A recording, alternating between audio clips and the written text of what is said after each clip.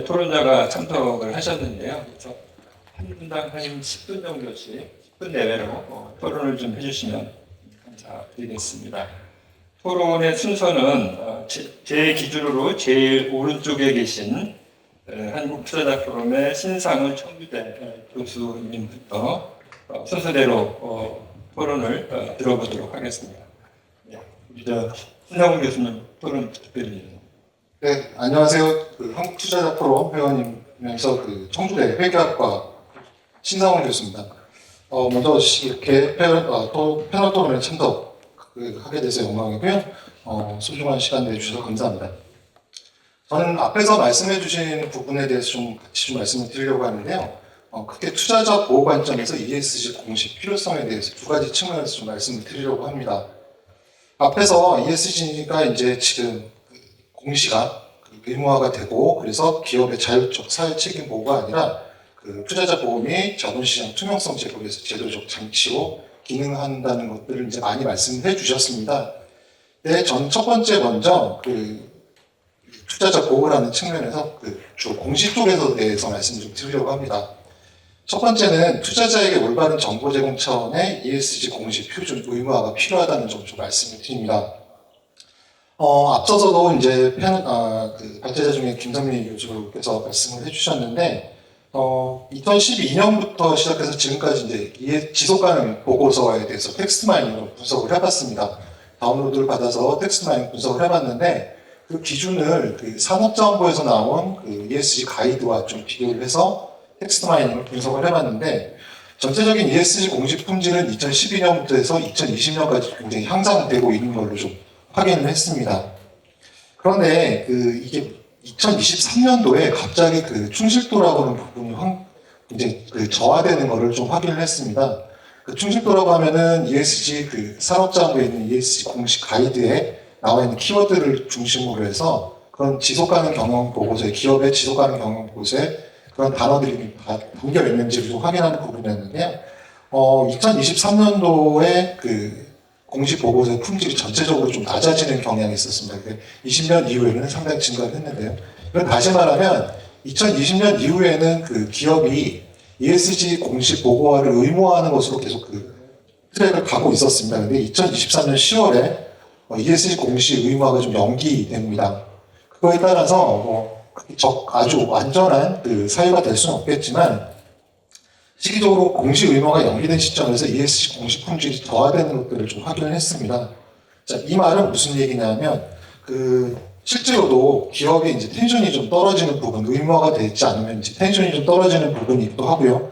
그러다 보니 공시 품질이 낮아지는 부분이 이제 발생을 할 수 있다고 생각을 한 겁니다. 그래서, 재무적, 비재무적 정보를 전달해서 투자자들한테 올바른 의사결정을 결정을 도와야 되는데, 공시 표준 또는 공시의 의무화가 연기되면 될수록 품질이 좀 저하되기 때문에, 이는 오히려 투자자 대상으로 정보 전달이 좀 품질이 낮아지고, 그래서 정보 비대칭이 발생해서 투자자들 보호 측면에서 상당히 좋지 않은 영향이라고 생각을 합니다.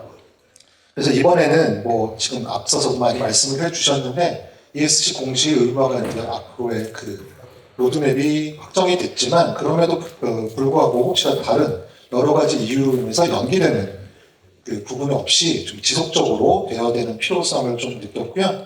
두 번째로 공시를 좀 말씀을 드리면, 요번에 발표된 공시, 지금 아까도 좀 발제자께서 말씀해 주셨는데, 제조업 중심으로 좀 가고 있습니다. 그러다 보니까 비제조업에서는 ESG 공시에 대해서 상당히 좀 난감해하는 부분들이 있습니다. 실제로 제가 기업에 있을 때 ESG 공시를 해보면, IT업 같은 경우는 데이터 센터 외에는 ESG 공시를 할 수 있는 내용들이 특히 환경 부분은 없습니다. 그러다 보니까 어떤 부분까지 가지고 오냐면, 여러분들 화장실 가보시면 수도꼭지를 틀어본 물이 이제 콸콸 나오는 데가 있는데, 어떤 건물들은 샤워기처럼 나오는 데가 있습니다.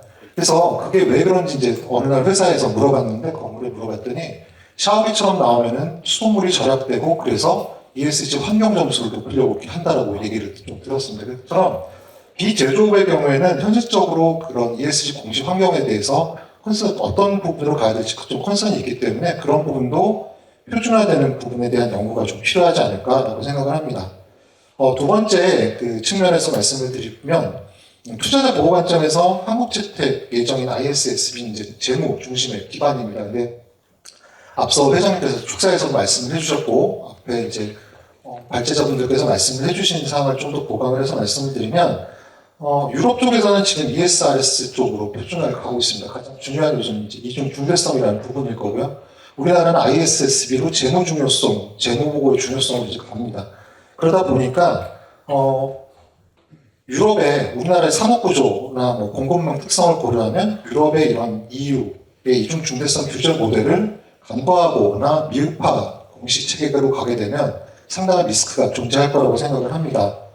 그러다 보니까 이제 우리가 ESG 공식 표준화가 되더라도 유럽 쪽 이중 중대성에 대한 어떤 부분이 미흡한지를 좀 확인을 하고 연구가 필요하지 않을까 싶습니다. 실례로 유럽 같은 경우는 소셜에서 그 노무 쪽 이슈가 어떤 부분도 이슈가 되냐 하면 기업에서 징계를 할 때 보면 감봉이라는 게 있습니다. 감봉이라는 게 있는데 감봉은 사실 큰 그 금전적인 타격은 없습니다. 그냥 형벌의 어떤 징계가 아닐 뿐인데 그럼에도 불구하고 유럽에서는 그 유럽에 진출해 있는 모 그룹사 같은 경우는 그 징계의 감봉을 전부 근신으로 바꿨습니다. 왜냐하면 유럽 쪽에서 노무적 이슈가 회사에 출근을 했는데도 왜 아무리 적은 금액이라고 해서 그것들을 감하느냐라는 이슈가 있어서 그런 것들조차도 이슈가 되기 때문에 이제 근신으로 바꾸는 그 정도입니다. 그러다 보니까 이중 중대성에 대한 부분을 간과할 수는 없지 않을까라고 생각을 합니다.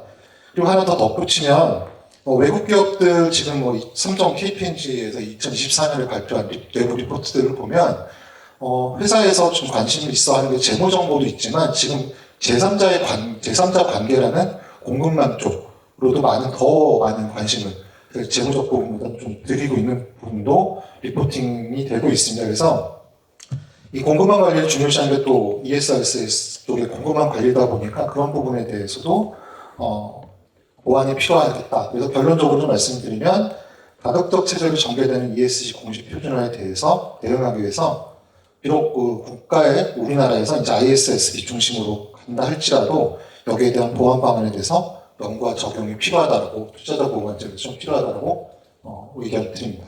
감사합니다. 네, 신상훈 교수님, 한국 투자자 포럼의 회원답게 투자자 보호 관점에서 의견을 말씀을 해주셨습니다. 이어서 한국 ESG 기준원 정재규 선임연구원님께서 말씀해 주십시오. 네, 방금 소개받은 한국 ESG 기준원의 정재규 박사입니다. 사실 오늘 한국 투자자 포럼에서 주최하는 이 학술 토론회 주제가 우리 자본시장의 발전, 그다음에 우리 성장 회사들의 역가치 제고 내지는 지속 가능한 성장 발전에 가장 중요한 내용을 담고 있어서 굉장히 중요한 계기를 만들어주는 좋은 토론회 같습니다. 이런 토론회에 제가 함께 참여하게 돼서 굉장히 영광스럽게 생각하고요.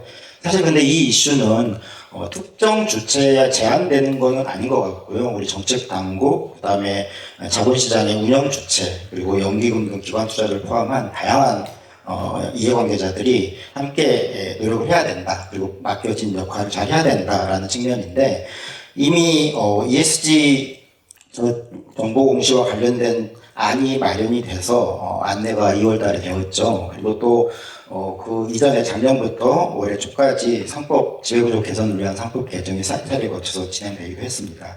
그래서 이런 상황들을 전제로 하면서 다만 저는 기존에 ESG 관련된 정보가 제공하고 있는 제도들이 어떤 것이 있었는지 그리고 그게 장단점이 뭐가 있었고 어떻게 제도화가 되어서 정착이 되고 있는지도 가볍게 도치를 하면서 향후에 이 안과 관련해서 어떤 방향성을 가지는 게 좋을지 개인 의견 조금 말씀드려보도록 하겠습니다.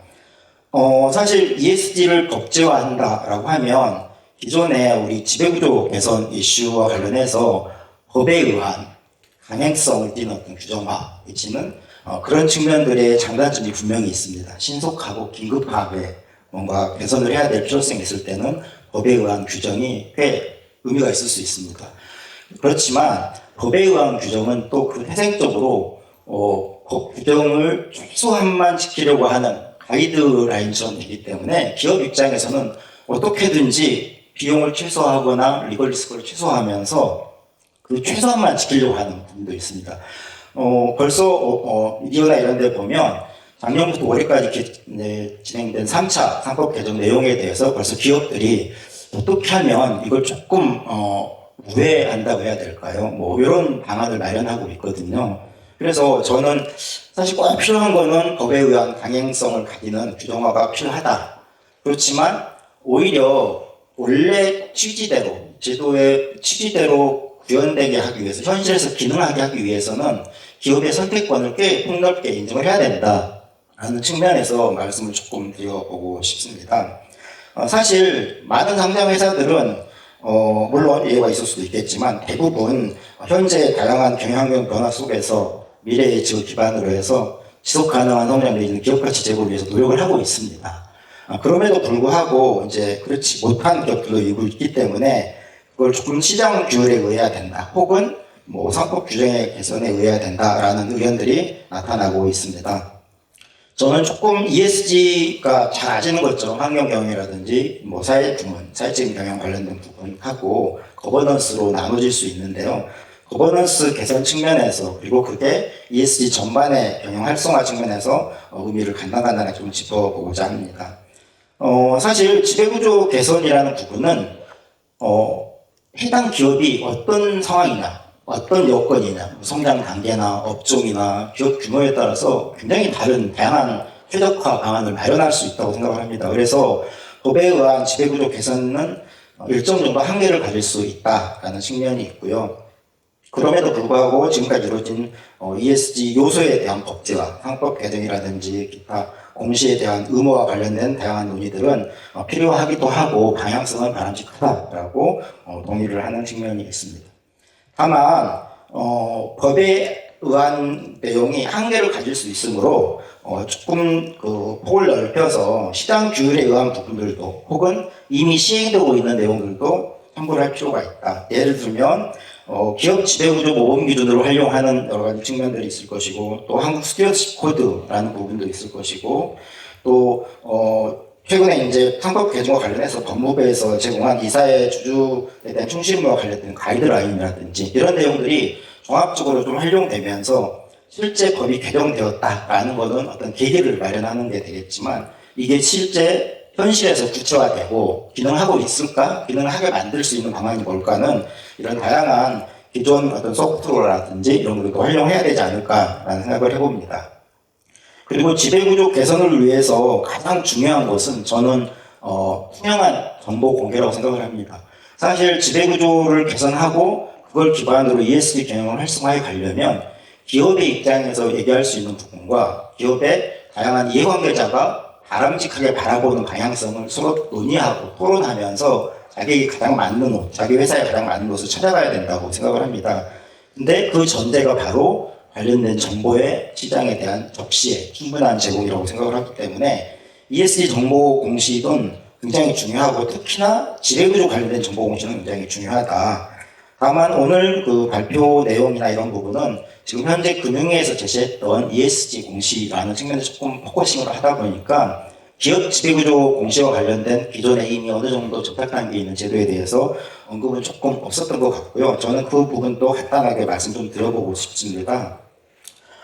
한국 그 거래소에서 2017년부터 코스피 시장을 대상으로 해서 기업 지배구조 보고서 공시라는 제도를 도입을 했고요. 2019년부터 연결 기준 자산 총액 2조 원 이상에게 의무화를 시작했습니다. 그리고 마침 올해 2026년이죠.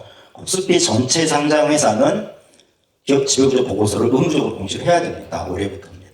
자산 규모가 관계없이 약 한 800개사 정도가 대상이 되는 걸로 알고 있고 기업 지배구조 보고서 공시는 굉장히 그 가이드라인이 촘촘하게 되어 있어서 좀 자세하게 공시를 하도록 하고 있고 다만 이 컴플라이 오 익스플레인 방식이어서 기업들이 어떤 제시된 공고안을 다 수용하지 못하더라도 충분하게 본인 회사의 입장을 얘기하도록 하고 있습니다.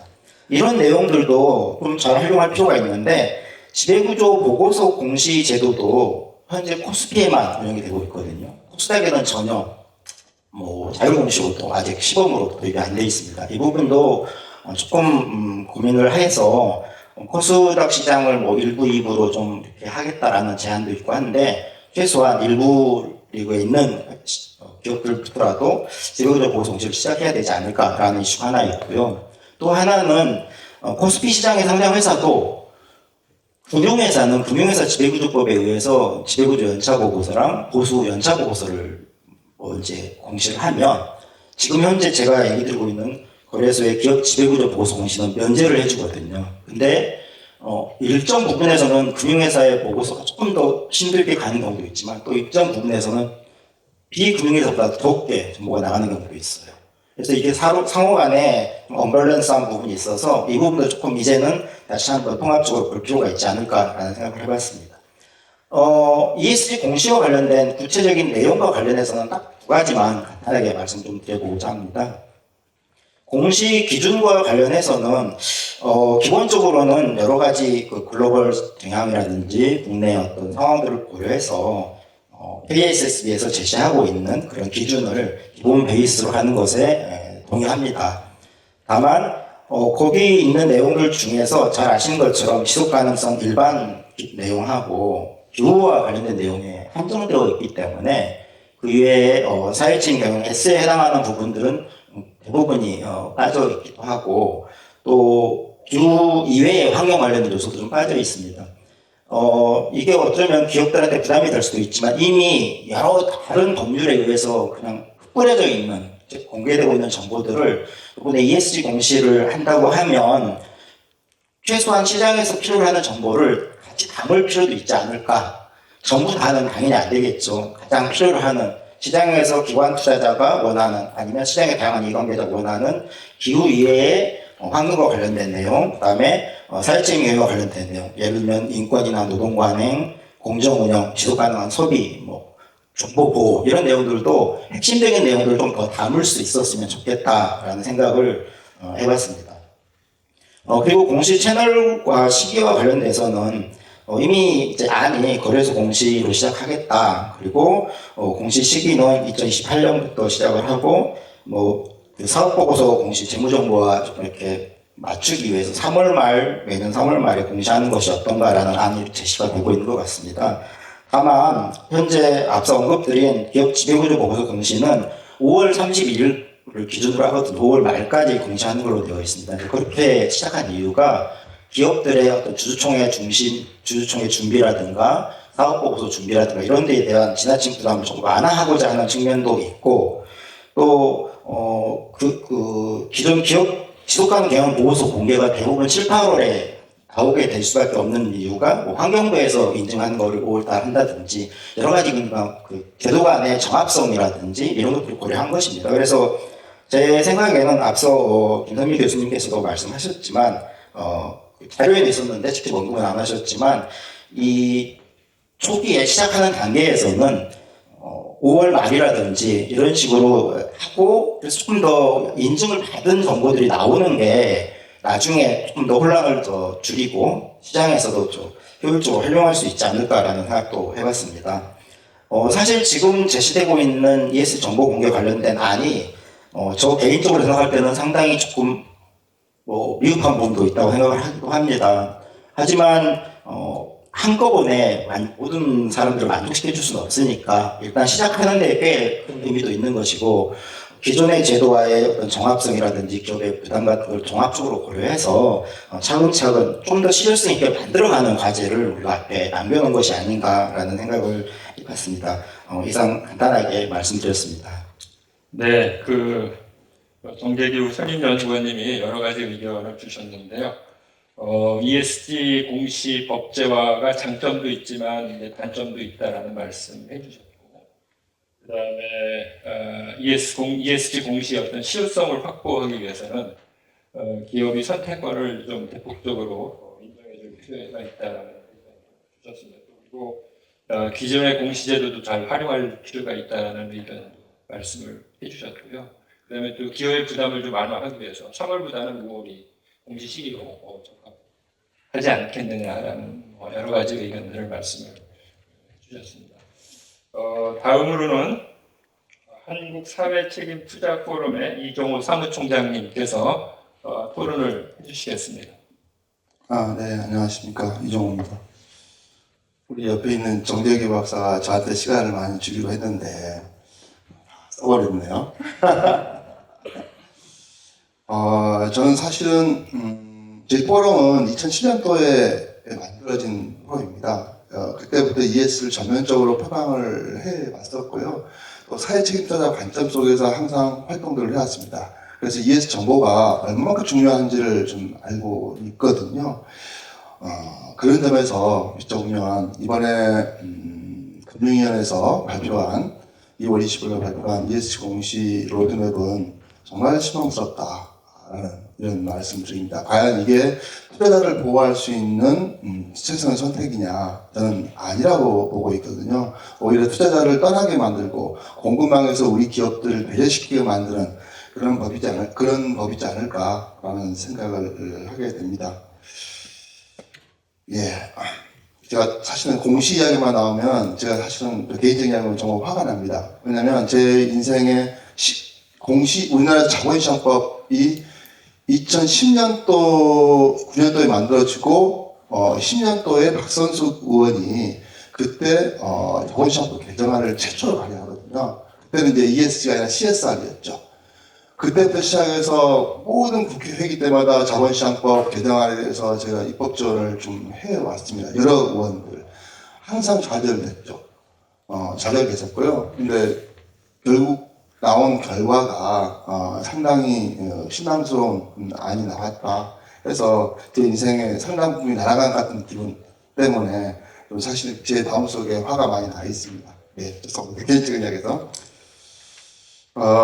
첫 번째요. 우리나라 지금 현재 이 로드맵 초안을 보면 기본적으로 제조 비중이 높은 수출 기업이라는 우리나라의 특수성만 아주 부각하고 기업의 단기적인 어떤 이 부담만을 충실하게 반영한 이런 안이다라는 생각을 저는 합니다. 이게 그냥 기후경제 시대에 우리 기업의 체질 개선 그리고 산업의 전환이라 필요한데 이런 부분을 통한 글로벌 기후경제 제고라든지 또 자본시장의 투명성 제고 이런 측면을 달성할 수 있겠느냐 그렇지 못할 수 있다라는 생각 들고요. 그 결과가 나온 게 공시 시기, 공시 대상, 공시 채널 그리고 스콥 3 이 모든 면에서 다 글로벌의 정합성에 떨어지고 후퇴했다라고 저는 보고 있습니다. 그러니까 한 가지씩 말씀을 드려보겠습니다. 제가 사실은 그 파워포인트에 보면 그 각각마다 그 나라를 다 해놓고 그 시기별로 꼼꼼하게 체크를 해놨거든요. 체크를 해놨는데 대신 일본만 잠깐 제가 실수를 한 부분이 있는데 나머지 한번 혹시 필요하고 다운받아서 한번 보시면 제가 꼼꼼하게 공시 시기 채널부터 시작해서 다른 나라를 주요 나라를 찾아서 다 비교를 해놨습니다. 그 비교표를 보시면 얼마만큼 우리나라가 뒤집혀 있는지를 바로 나올 수 있거든요. 바로 볼 수 있습니다. 첫 번째 공시 이 시기와 대상을 말씀드리겠습니다. 주요국들의 의무 공시가 25년에서 그러니까 FY 24개였죠. 25년에서 27년 그 사이에 다 시작이 됩니다. 그리고 EU가 2029년에 난 EU 국가에 대해서 공시를 의무화시킨다라고 하죠. 사실 우리나라는 선택지가 없는 거죠. 2028년밖에 선택지가 없는 겁니다. 이미 2028년을 하지 않으면은 2029년에 다른 나라 외국에서 이미 우리나라 기업이 공시화되는 부분들을 우리나라가 받아야 되거든요. 예, 그런 어떤 모순이 발생합니다. 그래서 2028년은 사실은 선택지가 없는 것이다라고 보고 있고요. 또 이번 로드맵의 가장 큰 문제는 공시 대상입니다. 아시다시피 연결자산 총액 기준으로 30조면 58개입니다. 58개 중에 29개가 금융기관입니다. 나머지가 사실 산업전환이라든지 온실가스 배출이 많은 기업들이 좀 들어와야 되는데 사실 그렇지 못하고 있는 거죠. 예, 그런 어떤 측면에서 다양성도 없다라는 생각합니다. 그리고 2028년도에 최초로 공시를 시작하게 되면요. 30조부터 시작하게 되면 아무리 잡아도 2029년도에 10조 그리고 2030년도에 1조 그러면 사실 우리나라의 코스피 생산 전체는 30년 이후로 넘어가는 거죠. 근데 다른 나라 대부분의 주요국들은 30년 안에 다 모두 자신들이 목표했던 공시 대상의 의무 공시가 다 끝납니다. 이런 측면에서 상당히 문제가 있다. 그러면 투자자 입장 속에서는 기본적으로 그냥 공시 공백이 생기는데, ES 공백이 생기는데, 투자자 쪽에서는 정보가 있는 기업과 그렇지 않는 기업 있을 때 어느 쪽으로 옮기겠습니까? 정보가 있는 기업을 옮기고 정보가 있는 나라로 옮기겠죠. 그런 자본의 이탈이 될 수 있다고 저는 보고 있습니다. 네, 그런 점에서 제가 대안을 낸다면 적어도 코스피 저희는 기본적으로 자산총액 2조 이상 부분들을 계속 주장을 해왔었거든요. 자산총액 2조가 한 223개입니다. 근데 만약 이것이 기업 수용성이 적다 한다면 자산총액 5조 정도는 시작해야 된다라고 생각합니다. 이 5조라는 부분들은 사실은 법적인 부분이긴 합니다. 공정거래위원회가 지정하는 공시대상 기업 집단 기준선입니다. 우리나라의 어떤 우량주라고 볼 수가 있는 거죠. 여기부터 해도 충분하다라는 생각을 합니다. 그리고 두 번째 거래소 공시 채널과 관련해서 거래소 공시로 갔다가 사업보고서 공시 간다라고 되어 있는데 아시다시피 거래소 공시와 사업보고서 공시는 규제의 수준이 다릅니다. 가장 하나만 얘기드리겠습니다. 만약 허위공시로 인해서 투자자가 손해가 발생했다. 그럼 손해배상 책임을 묻지 않겠습니까? 근데 이 손해배상 책임에 대한 입증이 거래소 공시는 투자자에게 있습니다. 그리고 사업보고서 공시는 기업과 이사회가 있습니다. 그런 측면에서 굉장히 큰 차이라고 보고 있는 거거든요. 저는 굉장히 이것은 큰 투자자 입장에서는 상당히 불리한 조항이다. 과연 이것이 투자자를 보호하는 조항이냐, 방식이냐, 아니다라고 저는 보고 있는 겁니다. 스콥3에 대한 부분을 좀 보겠습니다. 스콥3에 대한 문제점은 사실은 스콥3 같은 경우는 전체 스콥 1, 2, 3 원시가스 배출량의 75%에서 80%를 차지합니다. 그래서 이 스콥3의 원시가스 배출량을 감축하지 않으면 기후변화 대응이 없는 거죠. 특히 스콥3 같은 경우는 빙산으로 치면 빙산의 수면 아래에 있는 그런 빙산이라고 볼 수가 있는 거죠. 하나의 투자 측면에서 리스크인 거죠. 과연 스콥3의 정보를 기업이 공개하지 않았을 때, 그 공개가 되다 하더라도 굉장히 미진했을 때 투자자는 위험에 직면하게 되는 거죠.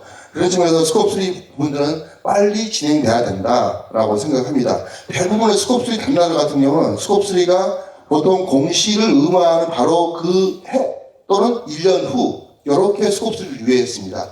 캐나다만 3년 정도가 되는 거거든요. 3년 된다 하더라도 2030년 안에 스콥3가 의무화됩니다. 근데 우리나라는 스콥3가 2031년에 의무화가 되는 거죠. 30조부터 의무화가 됩니다. 이거 말이 안 되는 거죠, 사실. 그러면 그 사이에 나머지 스콥3의 가장 규제를 받을 수 있는 분이 중소 중견기업인데 시그널을 받지 못하게 됩니다. 대기업은 살아남을지 몰라도 중소 중견기업은 굉장한 피해를 보게 됩니다. 그런 점에서 상당히 안 좋은 부분이다라고 좀 보고 있습니다. 그리고 사실은 우리나라 스콥3 같은 경우는 상당히 산정이 힘들어서 한다라고 보는데 제가 산정에 대한 부분들에서 저희가 CDP를 하고 있기 때문에 자료를 좀 뽑아왔습니다. 우리나라가 스콥3에 대해서 보고하는 CDP에 보고하는 기업이요. 2023년에 127개, 24년에 158개, 25년에 222개입니다. 근데 스콥3의 카테고리가 15개가 있지 않습니까? 근데 평균 8개를 갖다가 다 산정을 했습니다. 물론 산정의 정확도에 대한 부분은 별도로고요. 만약 산정의 정확도가 문제가 있다, 추정치에 문제가 있다, 당연히 이것은 사업보고서 공시로 가고도 세이프하고 저항을 주면 됩니다.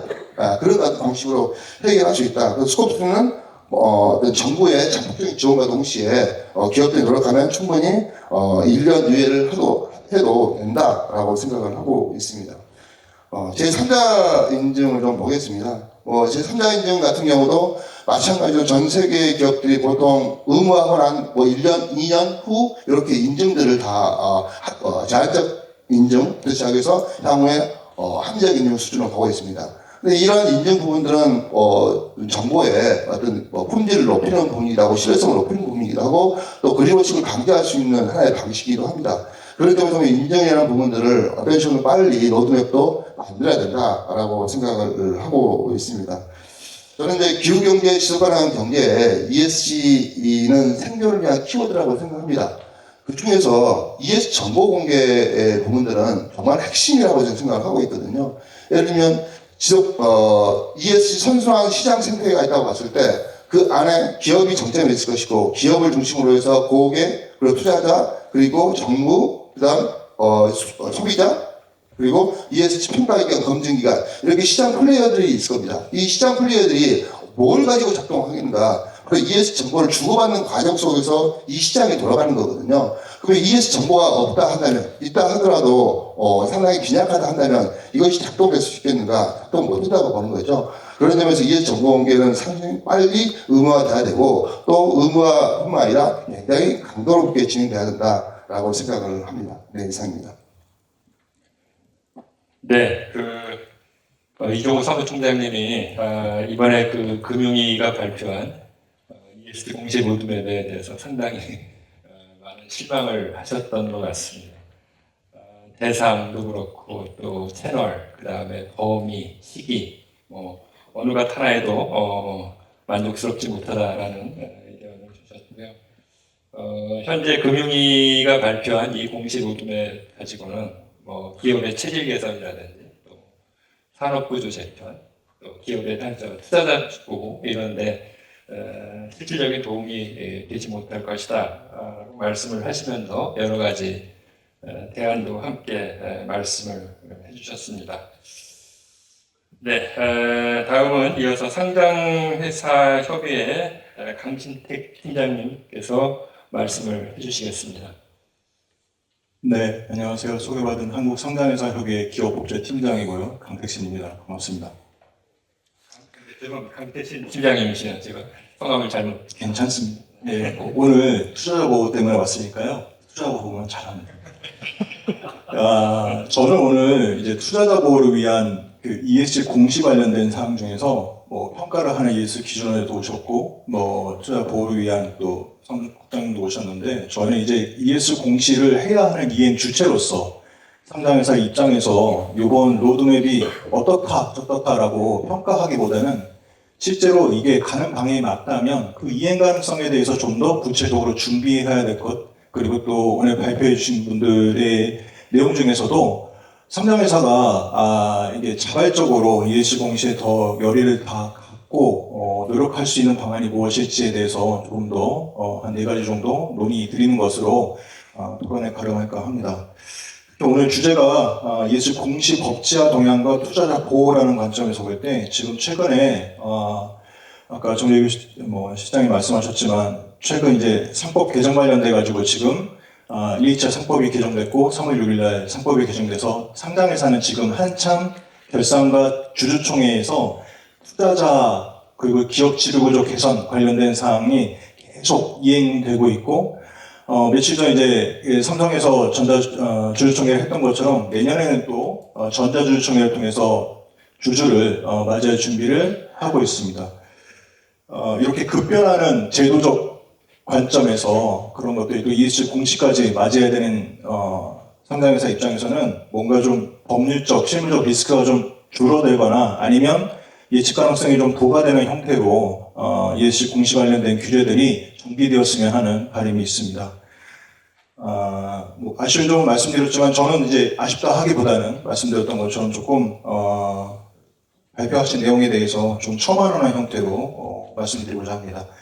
중대성 기준 관련돼서 공시 7대 체계를 이 교수님께서 발표하는 중에서 중대성 기준이 핵심 쟁점으로 제시된 점에는 굉장히 공감합니다. 다만 이게 중대성 기준이 당시 공시 범위를 정하는 기준을 넘어서서 어떤 정보에 대해서 기업이 책임을 부담하는지도 결정하는 기준이라는 점에서 보다 중요한 의미를 가진다고 생각합니다. 특히 ESG 공시는 재무정보와 달리 측정 불가능한 부분까지 판단의 요소가 큰 부분이 있다는 점, 중요성 판단 기준이 명확하지 않을 경우에 기업 공시 부담뿐만 아니라 사후적으로 법률적 분쟁 가능성도 함께 확대될 수 있다는 점에 대해서 굉장히 공감하고 있습니다. 예컨대 법령 및 규정에서 정한 투자 판단에 영향을 미칠 수 있는 사실 또는 결정으로서 상장회사들은 공시 의무를 부과하게 되고 이미 발생된 사실과 이미 결정된 사실을 가지고 투자 판단에 유의할 것을 공시하다 보니 앞으로의 예측 가능성에 관련된 사항 그리고 다가올 미래에 관련된 사항을 공시하는 그런 규제는 아직 익숙하지 않은 것이 현실입니다.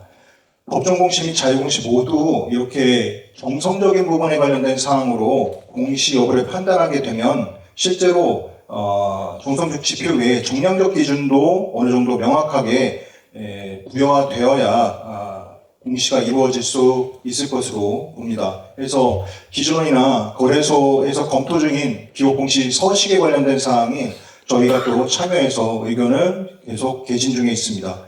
물론 지금 간이중대성 관련된 사항으로만 도입됐고 이중중대성에 관련된 사항은 이제 영향력 판단에 관련된 사항이 조금 어렵고 미비하기 때문에 조금 뒤로 미쳐졌지만 역시나 다가올 미래이기 때문에 회사들은 지금부터 준비하는 것이 현실입니다. 부실공시에 관련된 법률적 제재를 우선하기에 앞서서 좀 모범적이고 한목적인 기준의 제시가 공시정보의 신뢰성을 담보할 수 있다고 봅니다. 그래서 공시규제가 상장 공시 부담을 최소화하는 방향으로 방향성이 좀 잡혀져야 할 필요가 있다 볼 것입니다. 투자자와의 연결성을 고려해서 내실화하고 충실화를 도모할 수 있도록 하고 이게 오히려 또 상장을 회피하거나 공시를 이행을 할 어렵다는 측면에서 상장을 회피하는 수단으로 또 적용돼서는 안 될 것으로 보여집니다. 이런 측면에서 중대성 기준에 대한 논의는 정보 공유의 문제가 아니라 기업의 책임 범위와 투자자 보호 간의 균형을 어떻게 설정할 것인지에 대한 문제로 접근할 필요가 있을 것 같습니다. 오늘 이 교수님께서 발표한 부분과 같이 법정 공시와 거래소 공시 관련된 사항 중에 형사처벌이나 강한 행정제재가 적용되지 않는 점에서 좀 상대적으로 거래소 공시가 부담이 낮은 것으로 이해하고 있는 것은 맞습니다. 일정 기간 자유공시 이후에 법정공시로 전환을 고려할 때 곧바로 스코프 3를 적용한다는 것 등의 이슈는 회사에 큰 부담이 우려되고 불확실성에 관련된 사항 때문에 이러한 점을 고려해서 기업의 입장이나 투자자의 투자 판단에 어떤 영향을 미칠지 모르는 그런 사항을 고려해서 조금 늦춰지는 것으로 중책적 합의와 결론으로 인지하고 있습니다. 그렇지만 ESG 자유공시 관련된 사항이 허위나 불확정한 공시를 염두에 두고 공시하는 것이 아니고 공시하고 나서도 여전히 거래소에서 면책 규정을 두고 예측 가능한 것에 대해서도 일부 불성실 공시 법인 지정에 관련된 예외 사유로 둔다 하더라도 실제 잘못된 공시에 관련된 사항은 민사상 책임을 면할 수 없죠. 그것은 법률상 근거가 있지 않는 한 이런 것들은 담보되지 않습니다. 모든 공시가 그렇듯 상장회사는 투자 판단에 유효한 정보를 제공하면서 아울러서 그 정보의 정확성을 담보하기 위해서 성실하게 공시하려고 하고 있습니다. 허위일 것을 전제로 공시하는 회사가 없죠. 그렇기 때문에 ESG 공시도 이렇게 공시 관련된 사항이 좀 더 명확하고 좀 면책 요건도 같이 좀 고려되어야 기업의 법률적 리스크를 줄이면서도 투자자의 보호에 훨씬 더 유익할 것으로 생각됩니다. 세 번째, ESG 정보에 대한 실질적 유용성 관련돼서 말씀 좀 드리면 김 교수께서 발표한 것처럼 ESG 또는 CSR 활동이 기업 가치나 주식 성과에 미치는 영향이 일반되게 긍정적이라고 보기 어려운 측면도 존재합니다. 이런 상황에서 ESG 공시가 확대되면 정보의 양은 증가하지만 투자자의 의사결정에 실질적으로 도움이 되는 정보인지 여부는 보다 신중한 검토가 필요할 것 같습니다. 특히 정보 분석 역량이 상대적으로 제한적인 개인이나 일부 소규모 투자자의 같은 경우는 ESG 정보의 급격한 확대가 오히려 정보 비대칭성을 심화시키고 투자 판단을 어렵게 하는 요인으로 작용할 우려도 있습니다. 결국 ESG 공시 확대가 곧바로 투자자 보호로 이어진다라고 하기보다는 어떤 정보가 실제로 어떻게 투자자에게 의미 있는 정보인지에 대한 고민도 선행되어야 될 필요가 있을 것 같습니다. 정보 고도와 관련된 사항으로 김 교수님께서 말씀드린 것처럼 투자자들은 비교 가능성이 높은 정보, 정교한 데이터, 그리고 공급망까지 포함된 폭넓은 공시를 요구하고 있는 것이 사실입니다. 반면에 기업은 데이터 수집의 한계, 공급망 정보 확보의 어려움, 민감 정보 공개 등의 부담으로 다양한 현실적 제한이 직면해 있는 것도 사실입니다. 이런 상황에서 공시 요구가 빠르게 확대되면 기업은 형식적인 대응에 집중하게 되고 결과적으로 공시 정보의 질과 신뢰성이 저하될 가능성도 있습니다. 이는 단순히 기업 부담의 문제가 아니라 궁극적으로는 투자자가 활용하는 정보의 품질을 저하시켜서 투자자 보호라는 정책 목적에도 부합하지 않을 수도 있습니다. 결국 ESG 공시는 단순히 규제의 문제가 아니라 우리 자본시장의 신뢰와 투자자 보호를 좌우하는 핵심 미프라라고 생각됩니다. 따라서 향후 논의는 정보의 양적 확대를 넘어서 정보의 질과 활용 가능성 그리고 투자자 보호라는 본래의 목적에 보다 충실한 방향으로 이루어질 필요가 있겠습니다. 기업의 이용 가능성, 내실화를 제고한다라고 했을 때 투자자의 투자 판단에 유의한 영향을 미치는 ESG 공시 그리고 그런 것들이 어느 정도 정량적이고 정성적으로 합의된 내용이 실제로 이행 가능성을 높이는 쪽으로 공시가 이루어져야 될 것 같습니다. 거래소 공시의 기본적인 요소 중에 공시의 용이성 그리고 적시성 이런 것들이 굉장히 중요합니다. 그 용이성이라고 하는 것은 제공하는 기업도 이해가 충분해야 하지만 받아들이는 투자자하고 이해하기 쉽도록 기재할 수도 있어야 합니다. 이런 것들은 단순히 면책에 관련된 사항이거나 ESG 공시가 어떤 중요하지 않은 것들, 중요한 요소들을 갈라서 이런 것들이 정량적으로 평가받을 그런 것들로만 이루어지는 것은 아니고요. 모두가 투자 정보로서 유의한 정보를 향유하기 위해서는 그런 것들도 같이 고민해야 될 필요가 있을 것으로 판단됩니다. 앞으로 이러한 논의가 활성화되고 의무화 대상 숫자가 중요하겠죠. 그리고 실제로 이행되는 것도 중요합니다. 그런 것들이 다가오기 전에 충분히 논의되고 실제로 이행 가능성도 높이는 쪽으로 같이 연구되었으면 합니다. 감사합니다. 네, 강택신 팀장님, 제가 다시 한번 성함을 네, 정확하게 말씀을 드리겠습니다. 이 강 팀장님께서는 이제 공시를 담당해야 되는 상장회사 입장에서 이행 가능성을 제고하기 위해서 어떠한 것들이 마련되었으면 좋겠는지 이 부분에 대해서 의견을 주셨는데 일단 명확성과 예측 가능성이 좀 확보되었으면 좋겠다라는 의견을 주셨고 또 어떤 공시 규제로 인한 기업의 부담이 좀 너무 크지 않았으면 좋겠다라는 의견도 함께 주셨습니다. 네, 마지막으로 한국공인회계사회 황근식 지속가능성인증연구센터장님께서 토론해 주시겠습니다. 네, 안녕하십니까. 저는 공인회계사회 지속가능성 인증연구센터에서 센터장을 맡고 있는 황근식이라고 합니다. 먼저 이렇게 시적절한 토론회 마련해주신 한국투자자 포럼 정서부 대표님과 관계자분들께 감사드리고요. 이재지 교수님, 김남규 교수님 두 분 발표 인상 깊게 잘 들었습니다. 여러 가지 얘기들이 있을 수 있는데 저는 이제 오늘 이렇게 말씀해 주신 내용 중에서도 크게 지속 가능성 인증 로드맵, 공시 로드맵에 대한 의견을 하고 그리고 이제 로드맵에 좀 얘기 많이 안 돼 있어가지고 나중에 이제 공시에 대한 인증 제도는 어떻게 할지 인증 제도 도입하면 이렇게 크게 두 가지 사항 위주로 좀 말씀드리고자 합니다. 네.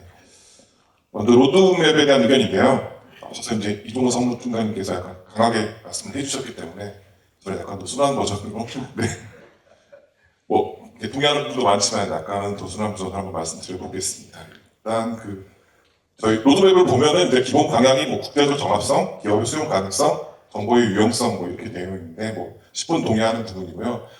저도 이제 이 세 가지 관점 측면에서 약간 좀 개선이나 보완이 필요한 부분에 대해서 좀 말씀을 드리겠습니다. 사실 저희는 이제 세부 강론도 중요하지만 일단은 로드맵이 나왔으니 지금 더 이상 미뤄지지 않고 지금 정시에 맞춰서 이제 기차가 출발하는 게 가장 중요하다. 어떻게든 시작을 해야 된다라는 측면이 제일 중요하다고 보고 있고요. 그렇다고 이제 세부 논의는 필요하기 때문에 세부 강론에 대해서 몇 가지 말씀을 드리겠습니다. 또 말씀 주셨는데 이제 공시 시기 대상인데요.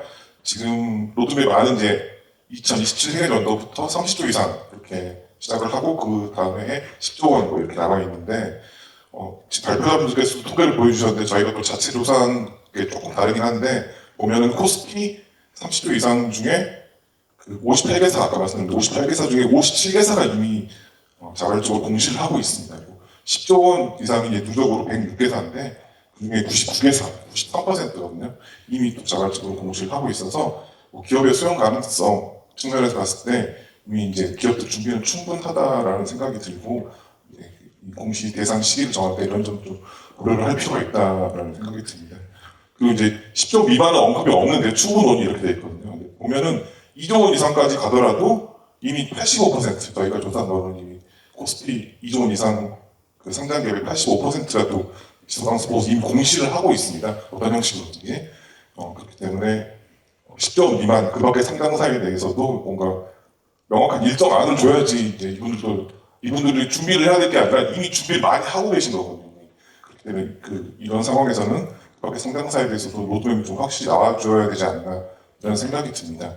제가 최근에 전해 들은 얘기로는 특히 2조 원 이상 대기업에 계시는 지속가능성 공시 담당자분들은 약간 경영진에게 거짓말 생각했다 이런 얘기를 좀 들었거든요. 그러니까 곧 공시 의무화되기 때문에 준비해야 됩니다. 이걸 몇 년을 얘기했는데 지금 나온 로드맵 안에서도 10조도 사실은 명확한 게 아니라 예시 정도로 돼 있고 그 밑에 아예 언급도 없고 이러다 보니까 약간 준비를 많이 해온 기업들 입장에서는 좀 허탈한 면이 있는 것 같습니다. 그래서 전 상장, 특히 2조 원 이상 상장사에 대해서는 좀 명확한 로드맵이 나와줬으면 좋겠고, 다음은 이제 공시 기준이라고도 할 수 있고 범위라고도 할 수 있는데요.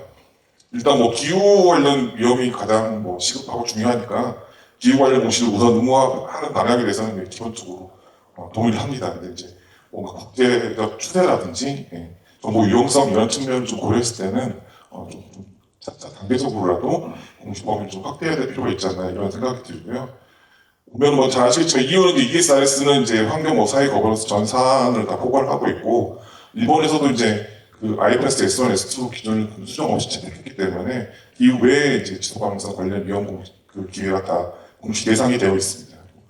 호주 같은 데가 이제 저희랑 비슷하게 이제 일단 공시만 의무고 나머지는 선택이긴 한데 저희랑 다른 점은 저희는 공시 외의 사안을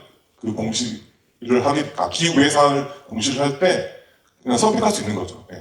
기업이 나는 사회 분야만 공시하겠다, 또는 나는 생물 다양성만 공시하겠다, 이런 식으로 예를 들면 선택할 수 있는데 호주는 다른 게 기후 외의 사안을 공시하겠다고 선택을 하는 순간 모든 지속 가능성 관련 위험과 기회를 공시해야 됩니다. 이 점이 크게 다르기 때문에 이런 점들은 좀 국제적 추세 이런 걸 고려해서 저희도 공시 범위를 확대하는 방안, 특히 이제 기후 외의 공시 주제에 관한 기준서들이 나올 때 이런 국제 동향마다 좀 잘 살펴서 단계적 확대를 좀 검토할 필요가 있다는 생각이 듭니다. 다음 이제 말씀 많이 주셨던 공시 채널인데요. 일단 잘 아시다시피 이제 로드맵 안에 이제 거래소 공시부터 시작을 하고 기한도 사실 정해져 있지 않습니다. 언제까지 할지도 약간 불확실한 상태인데 저는 이제 거래소 공시, 법정 공시 뭐가 맞느냐를 좀 다른 측면에서 얘기를 하고 싶은데요.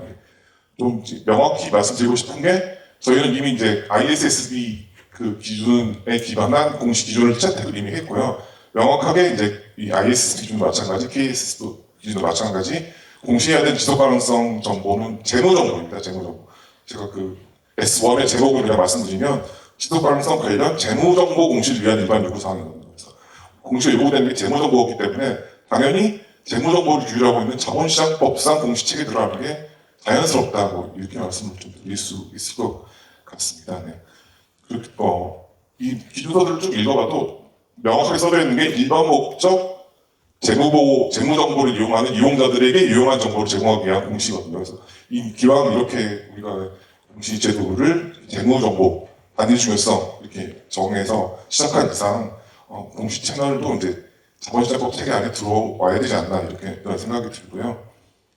당연히 이제 지속 가능성 정보가 이제 재무 정보와 하나의 보고체계 안에서 연계에 제공되어야 하고, 그런데 거래소 공시를 해가지고 엉뚱하게 재무 정보가 다른 곳에 지속 가능성과 관련된 재무 정보가 공시되고 있다. 이거 자체가 약간 보고 목적이 맞지 않는 방식이 아닌가 이런 생각이 듭니다.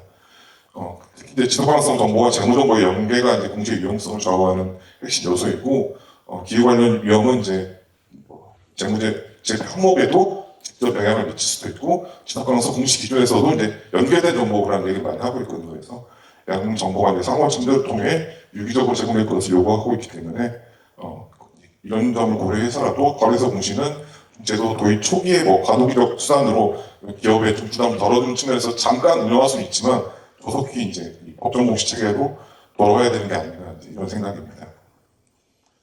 다음 이제 인증인데요. 어차피 제가 아무래도 이제 항공에 소속이다 보니까 인증에 대해서 관심이 많고 인증에 대해서는 좀 더 자세히 말씀드리도록 하겠습니다. 일단 로드맵 안을 보면은 일단 뭐 제3자 인증 의무화가 공시 내용 신뢰성 확보를 위해 필요하다. 이제 이런 정도의 원칙적 언급으로 들어가서 이것도 뭐 다행이라고는 생각하고 있지만 다만 이제 도입 초기에는 인증은 자율적으로 받게 하겠다. 이런 얘기만 있고 추후에 좀 뭐 의무화를 검토하겠다 정도가 있어가지고 이 부분에서는 좀 많이 좀 실망을 한 상태입니다. 다시 한번 말씀드리지만 뭐 신뢰성 확보하는 수단이 여러 가지가 있겠지만 결국 인증이 핵심입니다. 결국 그래서 뭐 그 국제 증권감독기구 아이오스코 같은 데서도 이제 인증을 내부팀 내 거버넌스 독립성과 함께 투자자 신뢰의 핵심 요소임을 강조한 바가 있고요. 앞서 뭐 이종호 성수님께서 말씀해 주셨지만 해외 주요국은 당연히 인증과 공시를 인증과 함께 논의를 했거든요. 우리만 공시만 얘기를 하고 인증 아예 언급도 안 하고 이런 상태라서 약간 의문이고요. 그리고 이제 뭐 말씀 주셨지만 인증 자체도 공시와 동시에 하거나 아니면 뭐 길어봤자 1년 후 정도의 유예기간을 주고 있어서 우리도 이런 점들 좀 참고해서 빨리 지금 로드맵에 인증 의무화 포함됐으면 좋겠는데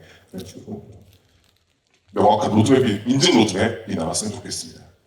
그리고 좀 해외 사례와 함께 좀 더 말씀드리면 인증 제도를 설계하려면 뭐 정해야 될 게 많죠. 인증 범위, 인증 수준, 인증 기관과 인증인의 자격 요건, 인증 기준, 그리고 이제 그 이후에 사후 감독 체계 이런 게 다 정해져야 하는데 사실 논의할 게 많습니다. 인증도.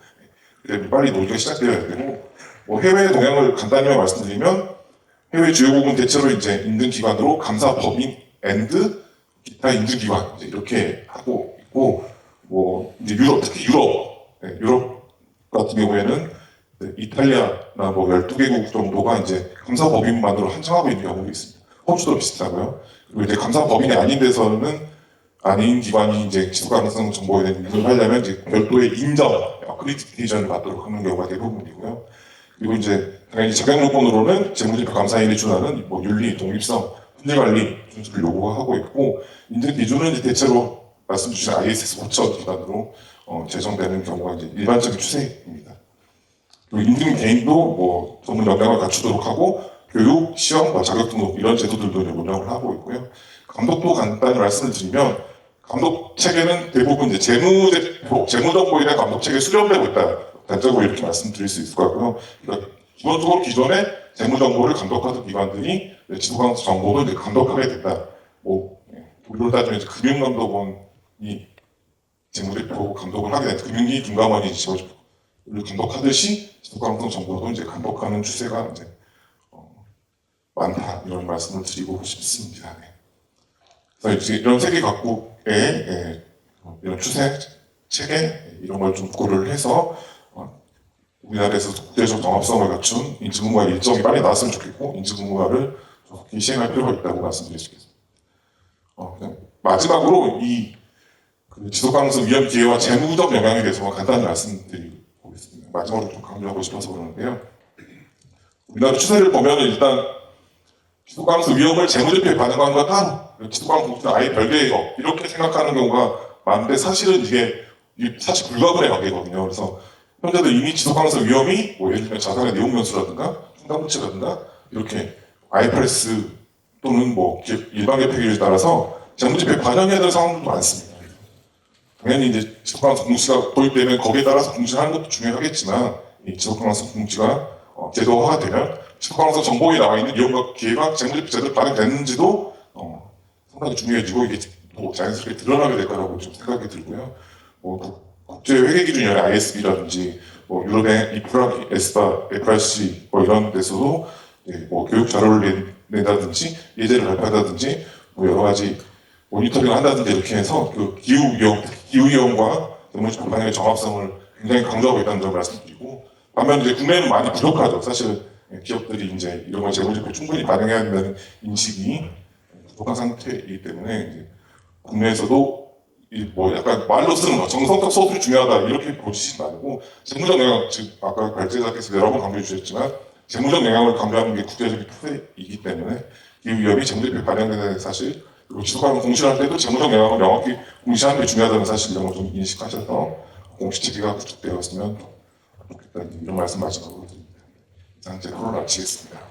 네, 황근식 팀장님 두 가지 말씀을 해주셨는데요. 공시 로드맵과 관련해서 일단 자산별로 명확한 로드맵이 좀 제공되었으면 좋겠다 말씀을 해주셨고, 또 글로벌 종합성에 맞춰서 공시범위 없이 확대하는 것이 바람직하겠다는 의견.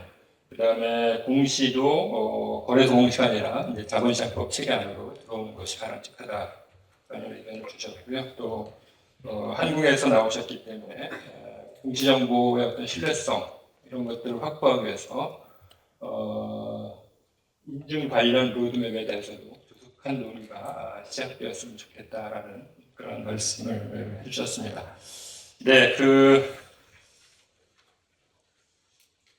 저는 토론자분들이 시간을 많이 사용을 하시면 저는 별도 말씀을 안 드리고 마무리 말씀 정도만 드리려고 했는데 아직 시간이 조금 여유가 있어서 일단 제 의견을 드리기 전에요. 그 플로어에서 질문이나 혹시 다른 의견이 있으신 분들 계시면 말씀을 듣고 제가 마무리 말씀을 드리도록 하겠습니다. 혹시 플로어에서 질문이나 혹시 또 하시고 싶은 말씀 있으신 분 계실까요?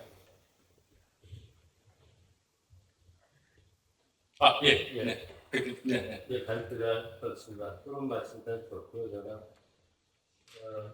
이중중대성하고 다인중대성 얘기가 여러 차례 나왔는데 그 부분에 있어서 좀 이 상황을 좀 더 어렵게 만들었으면 좀 안 되겠다는 생각이 들어서 첫 번째는 아까 그 GRI도 ISP로 수렴하는 관점을 보여줬지만은 저는 그렇게는 되지 않을 거라고 생각을 해요. 왜냐하면 관점도 다르고 입장도 다르기 때문에 GRI나 ISP나 그 방향을 움직이는 징후는 전혀 안 보입니다.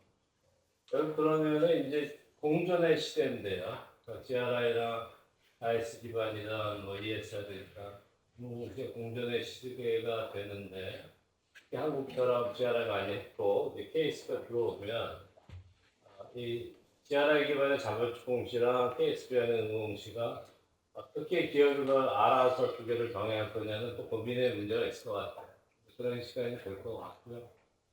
그 논의에 있어서 지금 몇 분이 이중분대성에 대해서 도리어 더 가야 되지 않겠나라는 방향을 말씀하신 분이 있어서 궁극적으로는 그것도 우리가 논의를 해야 되겠지만 그 문제 제기를 지금 하는 거는 저는 당장 KS 기준안이 확정이 되고 그걸 기반으로 빨리 정착을 하는 게 더 중요하지 지금 이 시점에서 이중대성이 더 낫지 않는 얘기를 지금부터 해버리면 굉장히 저는 또 지연이 되고 혼란스러워질 것 같아요. 기준도 새로 만들어야 되고. 그래서 이중대성으로 확대 이슈는 조금 더 장기적으로 논의를 하는 식으로 가야 된다라고 저는 좀 생각하는 사람이에요. 왜냐하면 빨리 적용됐어요. 전 세계에서 미국, EU, 중국도 거기 가지만 아주 예외적인 EU 제외하고는 다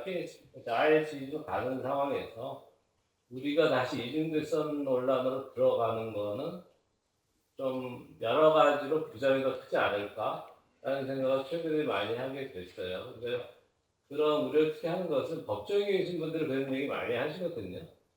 그런데 물론 그분들이 그쪽에 익숙해서 그런 건 하지만 그분들이 또 입법 과정에서는 아직 크게 이중대성을 몰고 가는 움직임까지는 아니지만 그 논의를 자꾸 얘기를 하시는데 이게 여러 가지로 도리어 부작용이 크지 않을까라는 그런 우려가 돼서 저도 이중대 반대하는 건 아니지만 우리들이 전략적으로 장기적으로 봤을 때 좀 타임이 안 좋지 않은가 그런 생각이 듭니다.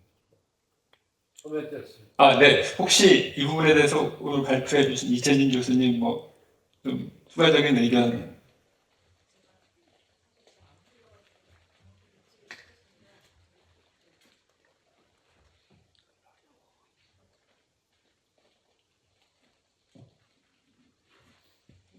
말씀하신 게 이중공개성을 보유하는 것이 아직은 시기상조가 아닌가라고 하는 그런 취지의 말씀을. 예, 지금 시점에서 바로 가자고 하기는 좀 어렵지 않냐는 거죠. 저도 몇 가지 중대성 해석 기준하고는 좀 많이 다른 부분이기도 하고 지금 KSSB나 뭐 IFRS1에서 얘기하는 것도 지금 단일 중대성을 또 기준을 잡고 있기 때문에 지금 당장 뭐 도입을 하는 것은 조금 어렵지 않을까라는 생각을 하고 그 이중대성이 도입이 되었 그 해석을 도입을 하게 되면 이제 발생할 수 있는 해석의 문제나 충돌의 문제 같은 것도 충분히 의미가 더 하지 않을까라고 생각을 합니다. 지금 그런 문제가 많이 수정되지는 않는 것 같습니다. 네. 저도 좀 의견을 좀 말씀을 드리면요. 저는 이제 실무적 과제를 하나 좀 덧붙이고 싶은데, 우리나라 기업들의 상당수가 이 ESG 공시를 사회공헌팀 또는 뭐 홍보팀에서 담당을 하고 있다고 합니다. 이거는 그 ESG 공시를 일종의 그 대외 이미지 제고의 수단으로 생각하고 있기 때문이 아닌가 싶습니다. 그런데 아까 그 ISSB나 KSSB에서 요구하는 방향은 분명한 것 같습니다. 투자자들의 의사결정에 유용한 재무정보를 제공하라라는 것이거든요. 예를 들면 기후환경 리스크 같은 것이 현금 흐름이라든지 또 자본 비용에 미치는 영향을 정량적으로 분석을 해서 그것을 투자자들에게 알려주라는 것이거든요. 그런데 이런 업무들을 과연 사회공헌팀이나 홍보팀에서 담당하시는 것이 맞나 그런 의문을 갖고 있습니다. 적어도 이런 업무들은 재무 리스크를 관리하는 부서에서 담당해야 될 업무가 아닌가 싶고요. 그리고 우리나라 기업들이 이 ESG 공시를 일종의 착한 기업 홍보 이런 거로 계속 생각을 한다 그러면 아무리 이 제도나 법들이 정교화된다고 하더라도 투자자들의 유용한 정보 제공이라는 그 본질과는 좀 거리가 있는 그런 제도 운영이 될까 우려가 듭니다. 그래서 우리나라 기업들도 이 ESG 공시를 재무보고의 연장선으로 생각을 좀 해야 될 것 같고요. 인식이 전환이 필요하고요. 그리고 또 그러한 업무를 적절히 수행할 수 있는 부서에서 해당 업무를 담당하는 것이 맞지 않나 그런 생각을 합니다. 그리고 정책당국 입장에서도 이 공시정보의 신뢰성, 그 다음에 정보의 비교 가능성 제고를 위해서 그 기존의 제도들을 지속적으로 수정 보완해가는 노력들을 기울여야 되지 않을까 싶습니다. 오늘 아주 두 분 교수님들께서 충실한 또 내용도 아주 풍부한 그런 발표를 해주셨고 또 토론자분들께서도 여러 가지 다양한 의견들을 제시를 해주셨습니다. 오늘 이 토론이 우리나라 ESG 제도가 정착하고 또 좀 더 의미 있는 제도로 발전하는데 유익한 나침판이 되었기를 바랍니다. 이상으로 토론을 모두 마치겠습니다. 감사합니다.